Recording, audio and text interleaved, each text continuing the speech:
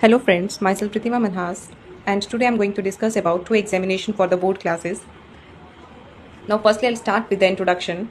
NCERT has passed a circular on two exams a year which refers to the major reform under the National Education Policy 2020. Now here the students of the board classes 10th and 12th will have opportunity to appear for the board exams twice a year, and the choice of two exams a year will start from year 2025 academic session. Now a question comes in our mind, what does two exams a year mean? Now from year 2025 onwards, students will be allowed to take the board exams twice in a year, in a whole academic year, and they can retain the best score out of the two attempts.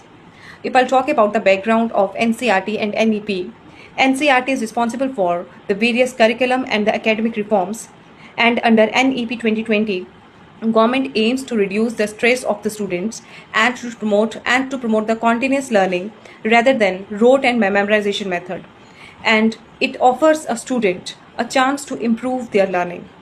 Now if I'll talk about the key points of the NCERT circular, the various key points are that exams will be twice a year and this process will be implemented from 2025.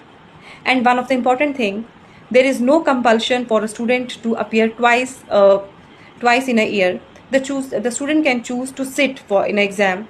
Like if the student wants to give exams only once, in that case he has to give in a written form that yes, he or she is satisfied and he or she is interested to give exams only once. And if he is not satisfied with the preparation, to improve the score, the student can sit in an exam for two times.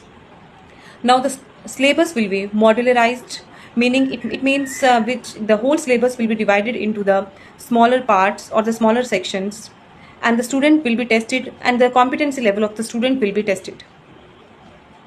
And this whole reform applies for the students of class 10th and 12th. If I'll talk about the objective of this reform, the major three objectives of this reform is to reduce the pressure among the students, allow students to improve their performance without waiting for the full year, making the assessment process more flexible and student friendly. And if I'll talk about the implementation, this whole reform will be implemented from year 2025. Thank you.